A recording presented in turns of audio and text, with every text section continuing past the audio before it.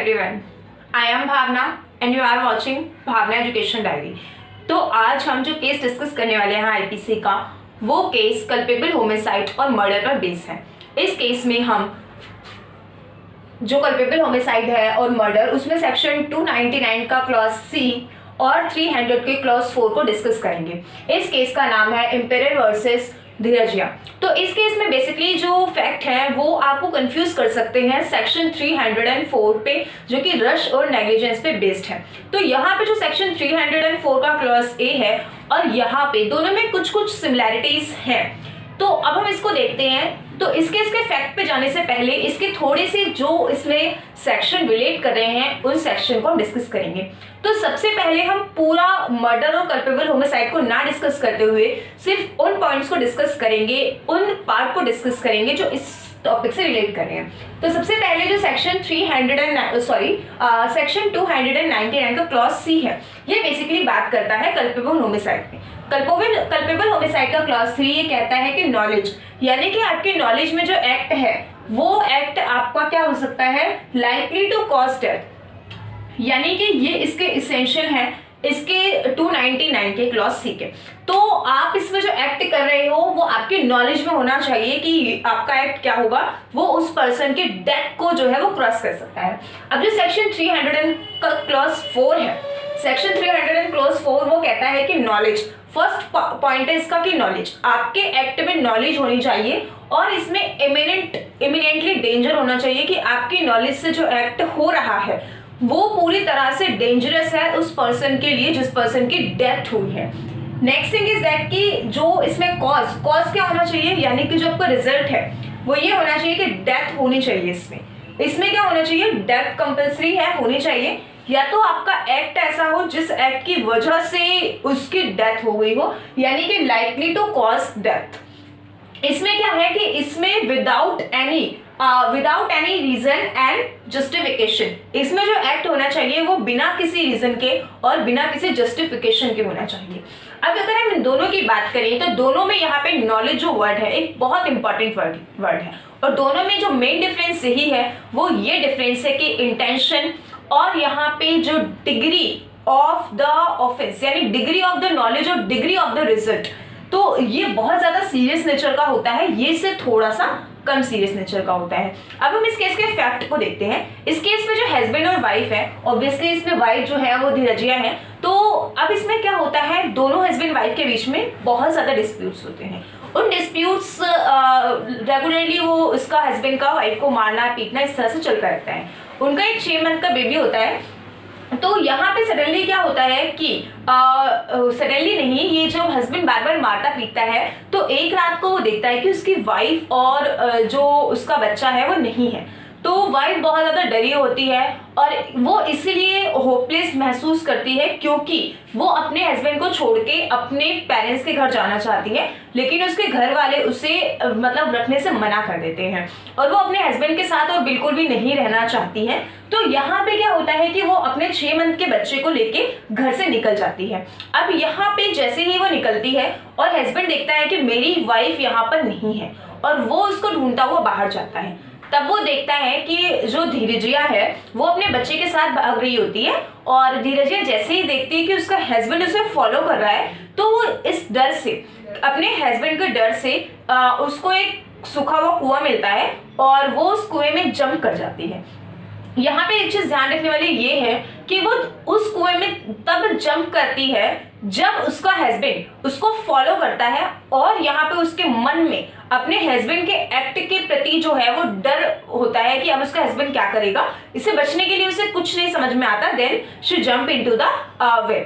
अब उसके बाद यहाँ पे जब वो कुएं में कूद जाती है तो यहाँ पे उसका जो बच्चा होता है वो मर जाता है और वो बच जाती है। अब इसमें जो केस इस पे फाइल होता है वो ये फाइल होता है मर्डर का, कि उसने मर्डर किया है और यहाँ पे 302 के अंडर में इसको जो है पनिश किया जाता है और सेक्शन 300 के क्लॉज 4 में उसको नॉलेज थी उसके एक्ट के प्रति, तो यहाँ पे उसको मर्डर के लिए लायबल ठहराया जाता है। ये इस केस का लीगल इशू होता है कि क्या जो उसका एक्ट है वो मर्डर में फॉल करेगा या कल्पेबल होमिसाइड में फॉल करेगा। अब इसके साथ ही जब भी हमें ऐसे केसेस, मतलब कोई भी आप केस करें तो उसमें हमें जो रिलेटेड सेक्शन होता है उस सेक्शन के इसेंशियल्स को जो है एक मेजर बना के इसके फैक्ट जो है, उसका जो लीगल इशू है उसको यहाँ पे देखना होता है कि किससे जो है वो फॉल कर रहा है। अगर सारे इसेंशियल्स जिसके फॉल कर रहे हैं तो यहाँ पे वो वाला ऑफेंस होगा और उसके लिए पनिशेबल होगी। लीगल इशू तो इसका क्लियरली है कि क्या वो सेक्शन 300 के अंदर में लाइबल होगी या as per the culpable homicide. तो अब इसमें जो है, अब कोर्ट, हाई कोर्ट ये ऑब्जर्व करता है कि अगर हम इस केस को देखें तो इस केस में सबसे पहले जो नॉलेज है, नॉलेज यहाँ पे क्या है कि उसको ये पता है कि वो कुएं में कूद रही है, ठीक है। अगर वो कुएं में कूद रही है तो ये उसके लिए भी और उसके बच्चे के लिए भी, दोनों के लिए क्या हो सकता है, खतरनाक साबित हो सकता है।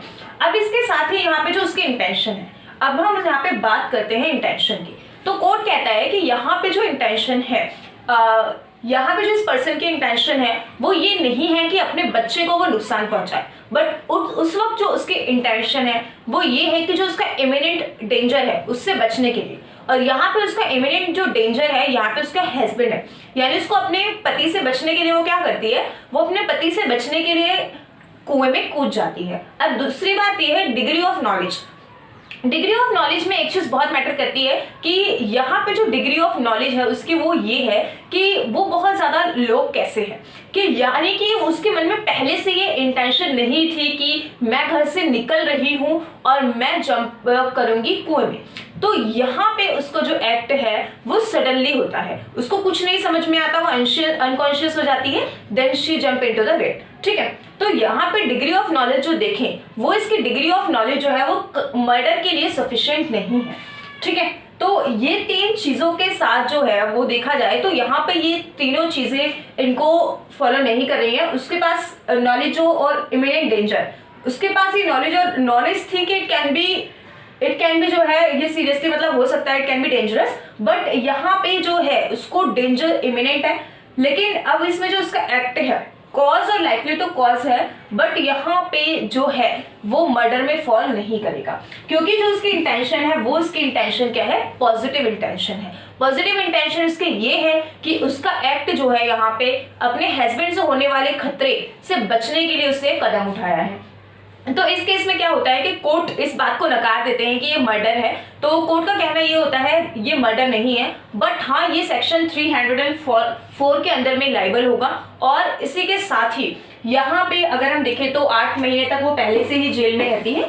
8 महीने तक जेल में रहने के बाद कोर्ट कहता है कि इसके ऑफेंस में, जो इस तरीके का ऑफेंस है, इसमें जो है मैक्सिमम इसको हम बहुत ज्यादा सीरियस नहीं देख सकते और बहुत ही ज्यादा राइगेरियस पनिशमेंट नहीं दे सकते हैं। तो यहाँ पे कोर्ट जो है 6 महीने की इम्प्रिजनमेंट जो है, राइगेरियस इम्प्रिजनमेंट वो अवॉर्ड करते हैं, लेकिन वो पहले से ही यहाँ पे 8 महीने काट चुकी होती है। तो ये इस केस की जजमेंट होती है। ये केस बेसिकली जो है वो जाना जाता है यहाँ पे सेक्शन 299 की क्लॉज C और 4 के अंदर में। और दोनों में ही अगर हमें डिफरेंस देखना हो तो दोनों में ही यहाँ पे मेजर डिफरेंस जो आता है वो यहाँ पे आता है डिग्री ऑफ नॉलेज का, कि दोनों में डिग्री किस चीज की है और पूरे फैक्टर सर्कमस्टांसेस को देख के इसको differentiate किया जाता है। So that's all from my side and don't forget to subscribe my channel, stay tuned with us and stay share our videos.